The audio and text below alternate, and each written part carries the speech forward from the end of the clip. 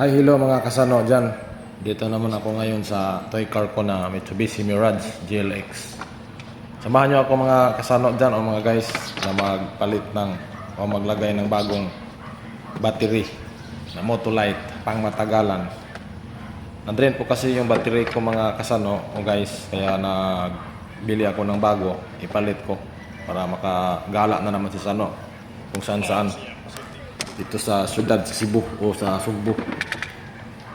Sa Cebu, kung kahit saan sa Cebu o kahit saan ako makarating. So ngayon, nilagay ko na ngayon dyan. Ako na nagtanggal at naglagay ng bagong battery para makatakbo na yung unit ko guys. So abang-abang lang sa mga sunod ko nga mga videos. So don't forget to like, comment, share, and subscribe Chris Manatad TV for more videos to come and post. So yan na yun guys, oh. Nilagay ko na, tinanggal ko lahat yan. Tapos nagpalit ako ng bago, kaya ibalik ko na siya. Bagong battery na yan guys. So asahan ko na tatakbo yan.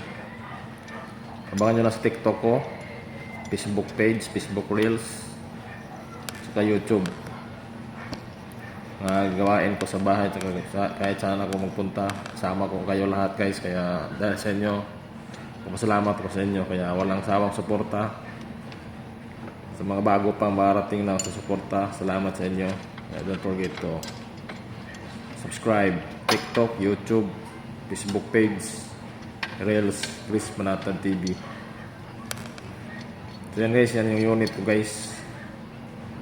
Tapos hindi pa kasama yung motor ko. So yan na, salamat din ako, thankful din ako kay Lord saka sa inyo na walang sawang sumusuporta sa akin. Kaya salamat sa inyo guys, mga kasano. Gamit ko dyan yung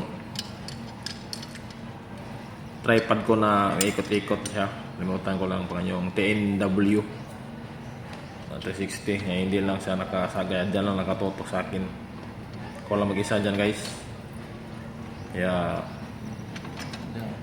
kung saan lang siyang mag-ikot kung anong kanya. At least nakita nyo ako paano ayos-ayos din ba. Kung naraki ka, dapat marunong ka rin magkalikot o magayos-ayos ng mga kunting bagay. Kahit sa motor mo, o sa sasakyan mo, o sa unit mo. Kaya be careful what you drive. Either brand new man yan o segunda mano, bless ka pa rin kasi ikaw nakapag-drive ka na ng gusto mong sasakyan, motor o car. Samantalang iba ay nangangarap pa. At least ikaw, tapos ka ng mangarap, nasakyan mo na, nagamit mo na. Kaya ibang level na naman yan ang gagawin mo dyan. So that's it for today's video guys. Tingin-tingin lang dyan kung paano ko yan ginawa. Ako lang mag-isa nyan hanggang sa tatakbo. So salamat sa inyo guys. And don't forget to subscribe Chris Manatad TV. Abangan nyo guys sa mga sunod kong video at mga post sa Facebook, Reels, and TikToks para makaabang yung asano yung mga ginagawa ko sa aking buhay at kung mga anong mga bagay-bagay na ginagawa ko tuwing kada araw o kahit anong ginagawa ko ba sa buhay. So salamat at hanggang dito na. Salamat sa suporta at walang sawang panonood o walang sawang suporta. Salamat guys. Thank you.